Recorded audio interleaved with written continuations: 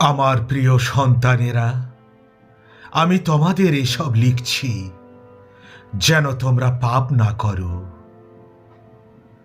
কিন্তু কেউ যদি পাপ করে, তাহলে আমাদের একজন পক্ষ সমর্থনকারী আছেন।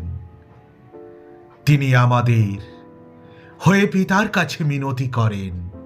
তিনি যীশু খ্রিস্ট, সেই ধার্মিক পুরুষ। তিনি আমাদের সব পাপের জন্য প্রায়শ্চিত্তকারী বলিদান স্বরূপ, শুধুমাত্র আমাদের জন্য নয়, কিন্তু সমস্ত জগতের সব পাপের জন্য।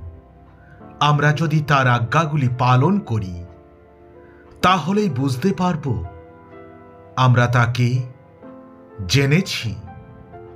যে ব্যক্তি বলে আমি তাকে জানি, কিন্তু তার আদেশ পালন করে না, সে মিথ্যাচারী। তার অন্তরে সত্য বিরাজ করে না। কিন্তু যে তার বাক্য পালন করে, তার অন্তরে ঈশ্বরের প্রেম প্রকৃত অর্থেই পূর্ণতা লাভ করছে। এইভাবেই আমরা জানতে পারি যে আমরা তার মধ্যে আছি, তার মধ্যে বাস করছি বলে যে দাবি করে, সে অবশ্যই যীশু যেমন জীবনাচরণ করতেন তেমনই করবে। প্রিয় বন্ধুরা, আমি তোমাদের কাছে নতুন আদেশ নয়, কিন্তু এক পুরানো আদেশ সম্পর্কেই লিখছি, যা তোমরা প্রথম থেকেই পেয়ে এসেছ।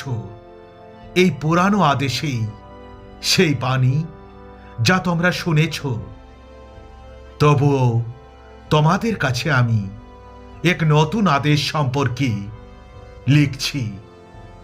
এর সত্যতা তার এবং তোমাদের জীবনে প্রত্যক্ষ হয়েছে, কারণ অন্ধকার ক্রমশ কেটে যাচ্ছে এবং প্রকৃত জ্যোতি ইতিমধ্যে প্রদীপ্ত হচ্ছে।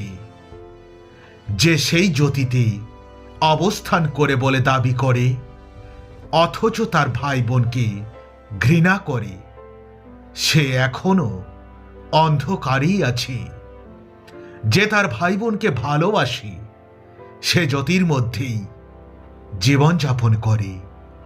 তার হোঁচট খাওয়ার কোনো কারণ নেই। কিন্তু যে তার ভাই বোনকে ঘৃণা করবে, সে অন্ধকারেই বিরাজ করে এবং অন্ধকারের বৃত্তে বিচরণ করে।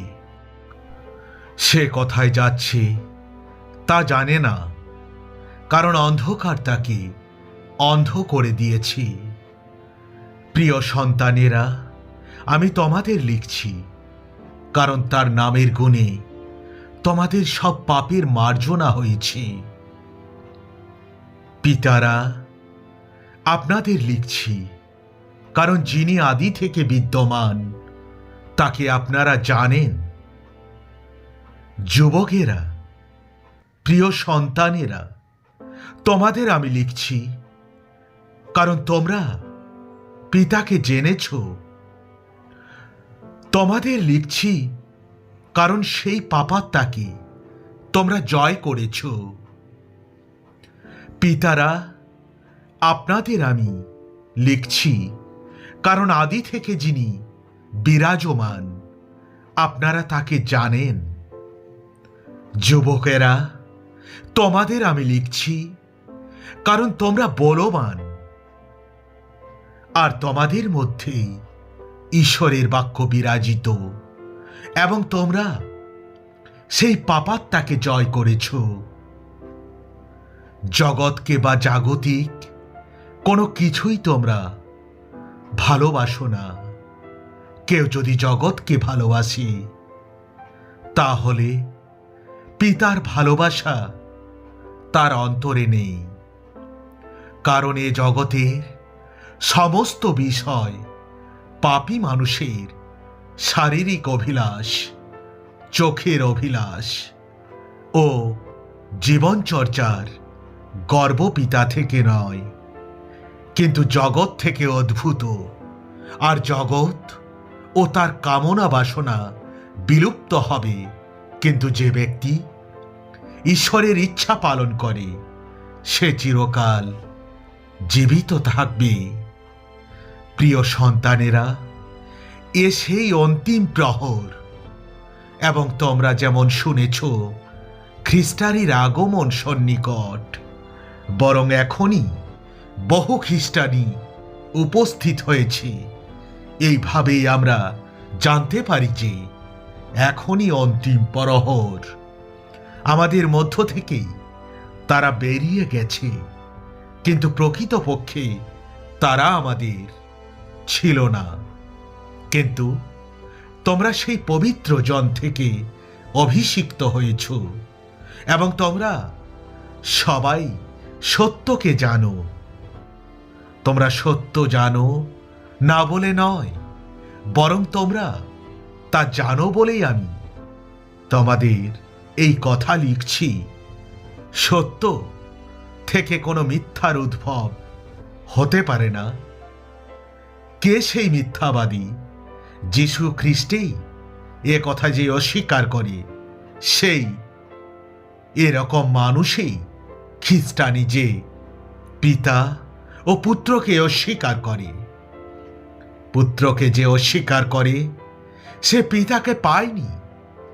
পুত্রকে যে স্বীকার করে সে পিতাকে লাভ করেছে।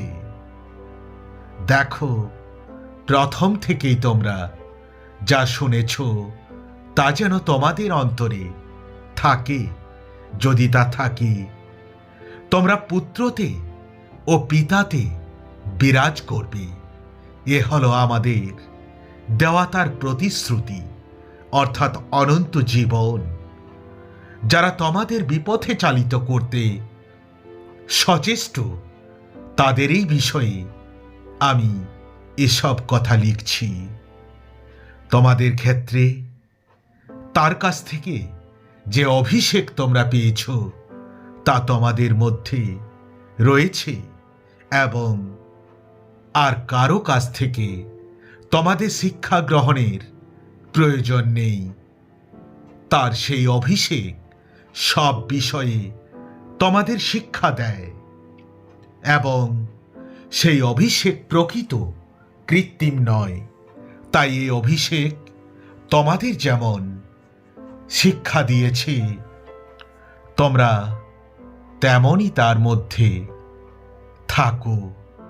প্রিয় সন্তানেরা, তোমরা এখন তার মধ্যেই থাকো, যেন তার আবির্ভাবকালে আমরা নিঃসংশয় থাকতে পারি, এবং তার আগমনের সময় তার সাক্ষাতে যেন লজ্জিত না হই।